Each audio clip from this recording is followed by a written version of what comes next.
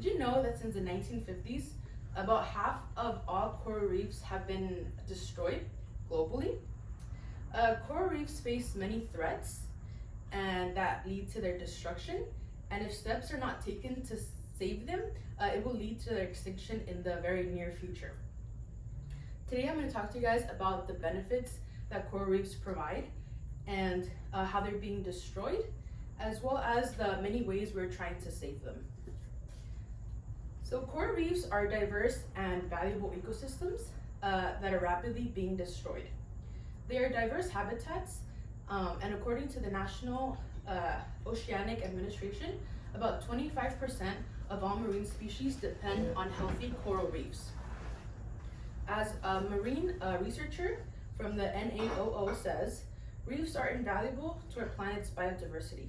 They act as nurseries to many fish species, giving smaller fish a home and a chance to grow. They're also very beneficial to humans. They act as shield, as natural barriers to shield coastal communities. And according to the National Ocean Service,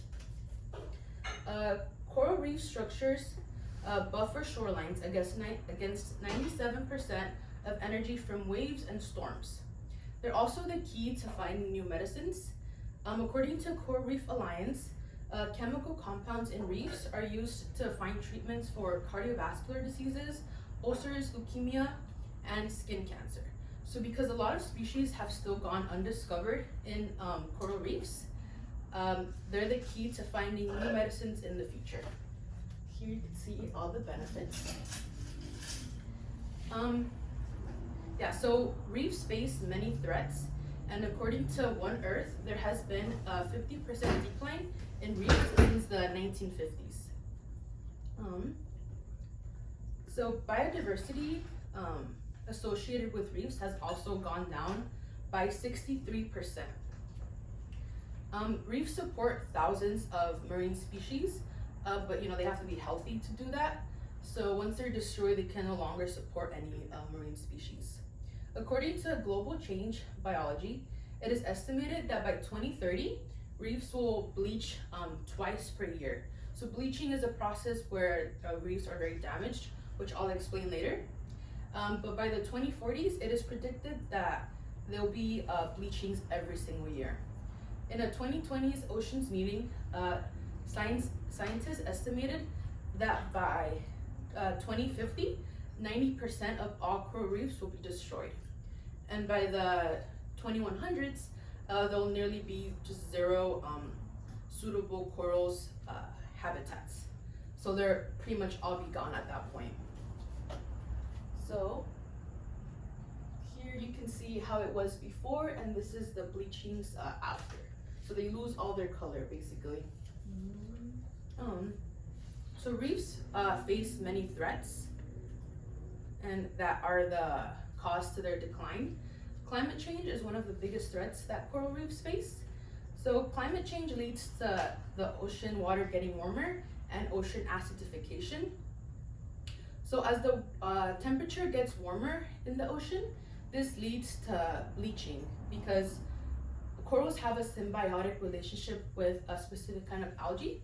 So the algae gives the coral nutrients, and the coral provides the algae a home.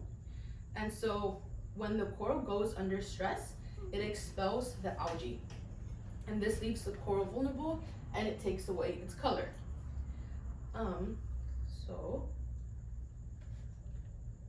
While the bleaching doesn't necessarily mean it's dead, if the stressor isn't relieved immediately, it will eventually lead to their death.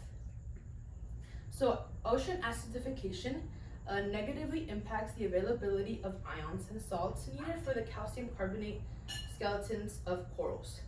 So ocean acidification has been a big issue.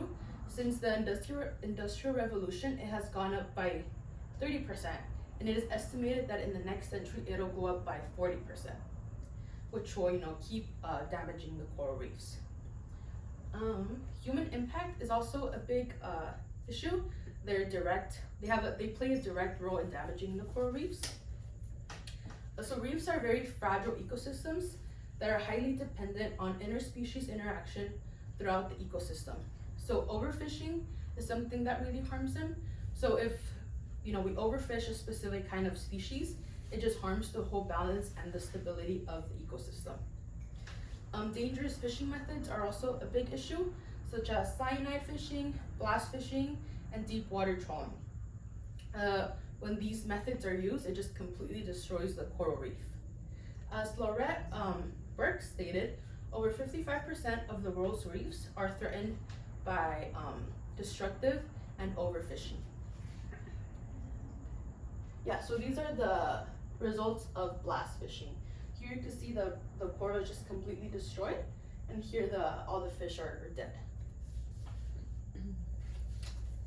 So at the drastic rate that corals are being destroyed, a lot of projects are underway to help preserve and restore them.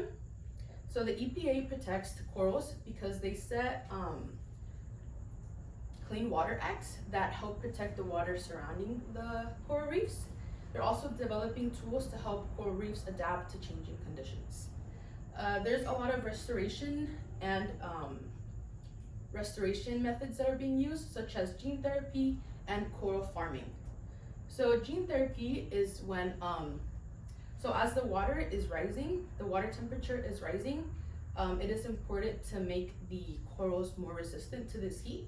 So what they're doing is the algae that goes into the corals, they're kind of changing it for algae that's more resistant to heat.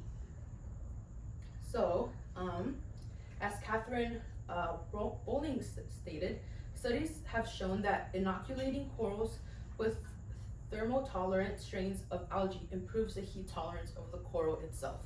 So this is the best long-term solution. Just climate change is not really showing signs of slowing down, so the water temperature is going to continue to increase. So this is the best way to just make the corals more resistant to that hot water, basically. Coral farming is also another way to restore them. Coral farming is when you take a small piece of the coral and you let it grow in a farm. So here it's allowed to grow in a safe environment, and also it grows a lot faster. So while there's a lot of restoration and conservation methods to save the coral reefs, the bottom line is with climate change, it's going to continue to get worse. And not only is it going to destroy the coral reef ecosystem, also many other ecosystems as well. So climate change is honestly just like the biggest threat that a lot of ecosystems face. So in conclusion, today I told you about the declining of coral reefs and the threats that they face, the causes that lead to these threats, and the many ways that we're trying to save them.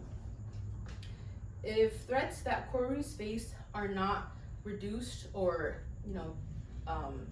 stopped, we could be facing a global extinction of coral reefs.